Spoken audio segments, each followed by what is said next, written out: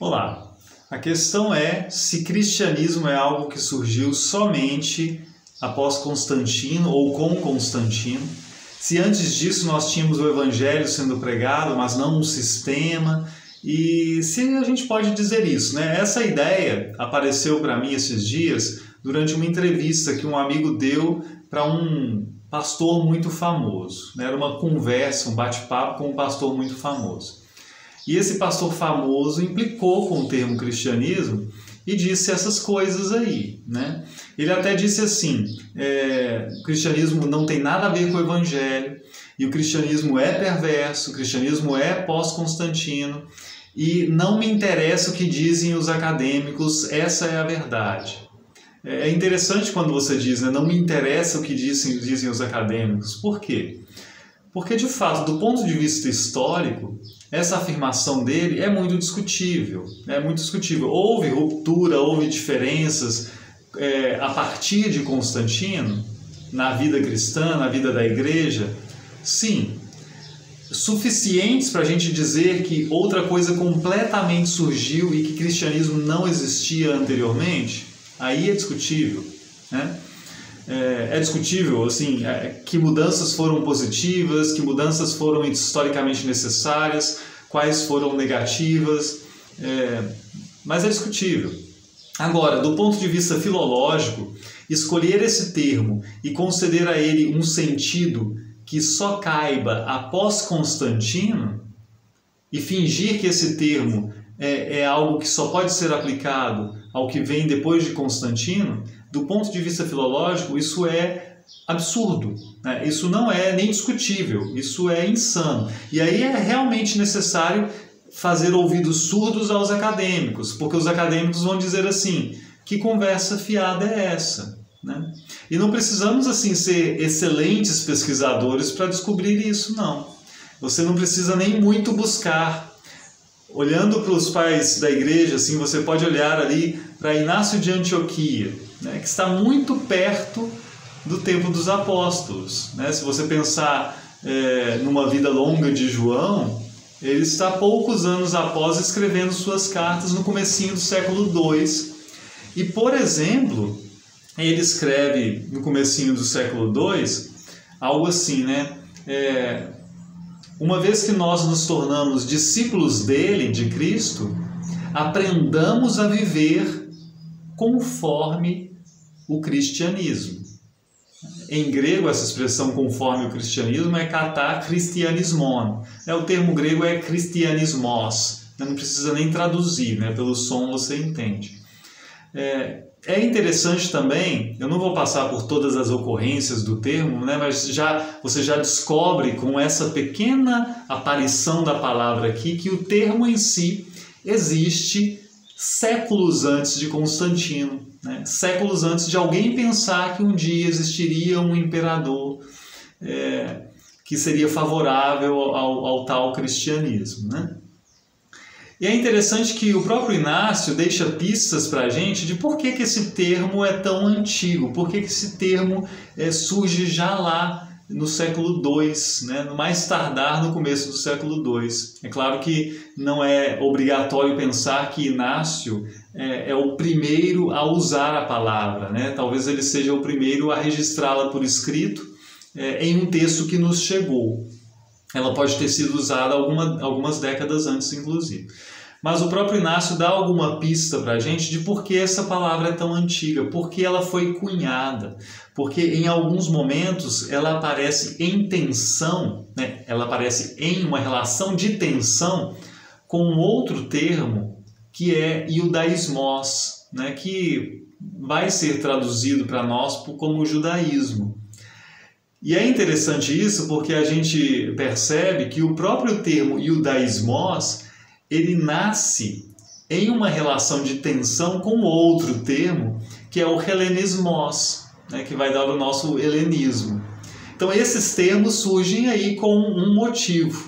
Nesse texto de Inácio que eu mencionei aqui, né, de nós devemos aprender a viver conforme o cristianismo, nós já temos um sentido muito provável para o termo aqui sugerido, né? Se eu posso viver conforme o cristianismo, é porque esse tal cristianismo é um conjunto de ensino, é um ensino, né? Outro termo, esse texto aqui aparece essa tensão muito clara, né?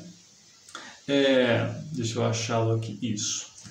Caso alguém, né, ensine a vocês judaismon, ou seja, caso alguém ensine, vamos traduzir assim provisoriamente, judaísmo a vocês, não o escutem, né? Não escutem dele, pois melhor da parte de um homem circunciso que porta cristianismon, escutar, ou seja, é melhor escutar um homem, mesmo sendo circunciso, mas que porta, que carrega, que traz consigo o cristianismo, do que da parte de um incircunciso escutar judaísmo, né? É interessante esse texto, né? Talvez é melhor lê-lo do que ouvi-lo assim numa tradução truncada, mas é melhor ouvir de um circunciso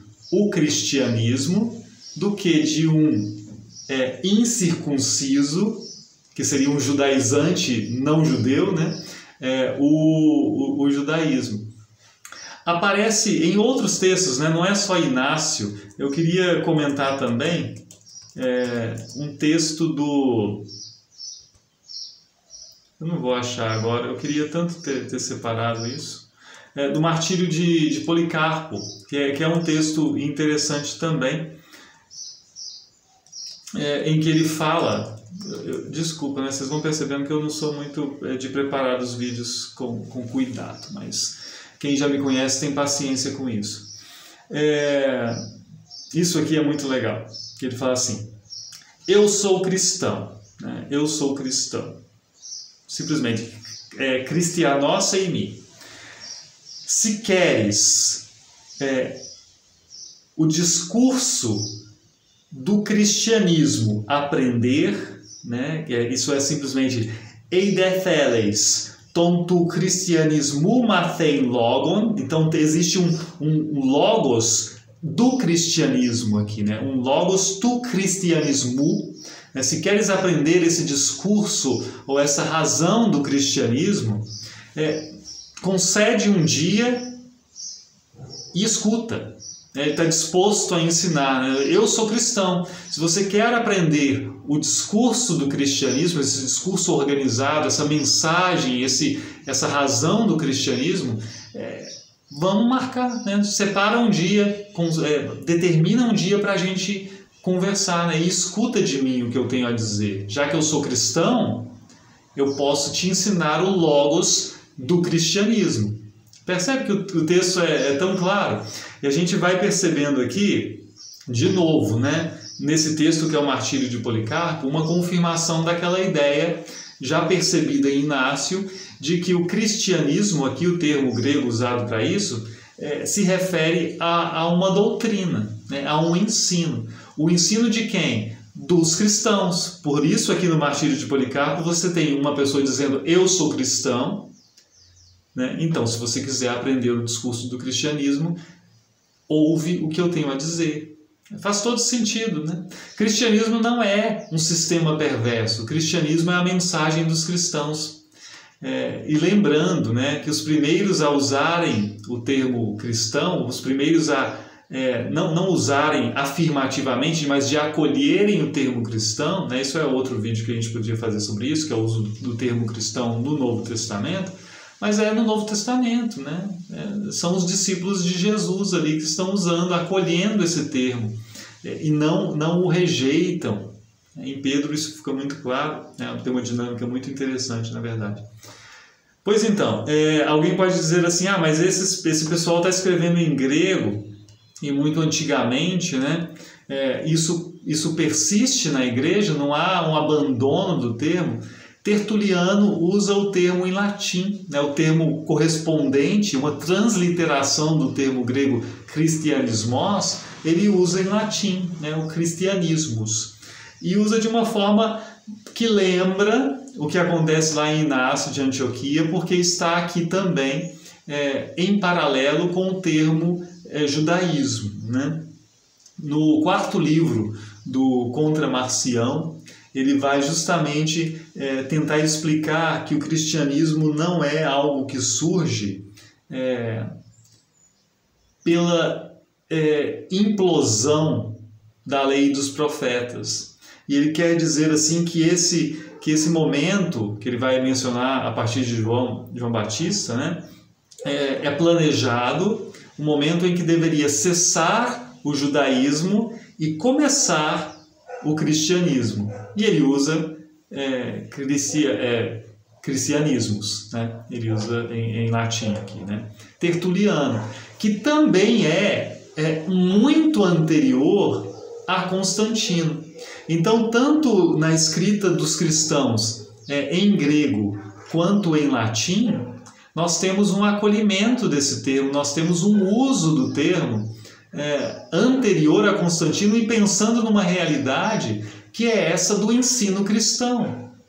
O ensino cristão que carrega o evangelho. Agora vai dizer assim, não são esses que carregaram o evangelho. Ou seja, quem carregou o evangelho então?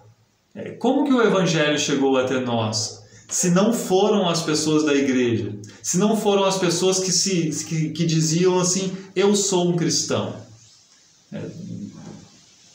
Não faz sentido, né? Não faz sentido. É claro que você pode dizer assim, olha, em algum momento o tal cristianismo esqueceu coisas importantes. Em algum momento o tal cristianismo deixou de colocar em seu centro o Evangelho de Cristo. Ocultou o Evangelho de Cristo. Tudo bem, aí a gente conversa. Agora dizer o cristianismo não existia antes, o cristianismo é perverso, não. Porque o cristianismo ele é esse conjunto do ensino dos cristãos, do discurso dos cristãos, e no discurso dos cristãos, é óbvio, precisa estar o Evangelho. O Evangelho precisa ser ensinado pelos cristãos. Eu poderia dizer, né, também, quer aprender o que é o cristianismo? Senta e escuta, porque eu sou cristão, né? Eu posso te ensinar. E, na verdade, qualquer cristão deveria poder fazer isso. Deveria poder dizer, quer aprender sobre o cristianismo? Escuta o que eu tenho a dizer. Né? E o que eu vou dizer para ensinar o cristianismo não é meramente um conjunto de regras, não é meramente uma questão moral. É o Evangelho. Né? É o Evangelho e tudo mais que Cristo nos ensinou, tudo mais que Cristo disse que deveria ser ensinado. Né? Jesus disse, né, ide por todo mundo, e assim nós devíamos fazer discípulos, batizando-os em nome do Pai, do Filho e do Espírito Santo, e ensinando que guardassem todas as coisas. Essas todas as coisas, esse todo desígnio de Deus que nós devemos ensinar, conforme Jesus, né, isso é o cristianismo. É um termo muito, do ponto de vista linguístico, coerente no contexto do seu surgimento, né, como eu quis tentar deixar explícito, para expressar isso, esse ensino dos cristãos. Existe uma doutrina cristã, existe um conjunto de ensinamentos que, é claro, deve ter como seu centro a mensagem da cruz, a mensagem de que Deus se fez carne, habitou entre nós e morreu na cruz para nos trazer perdão. É isso. Eu sou cristão, eu vivo o cristianismo, e se você quiser aprender do cristianismo, ouça de mim, e eu vou te contar, em primeiro lugar, sobre o Evangelho de Jesus. Bênção de Deus, eu não vou dizer o nome do tal pastor para não parecer que eu quero ganhar visibilidade com base no nome de um famosão. Deus te acompanhe, boa semana, até a próxima.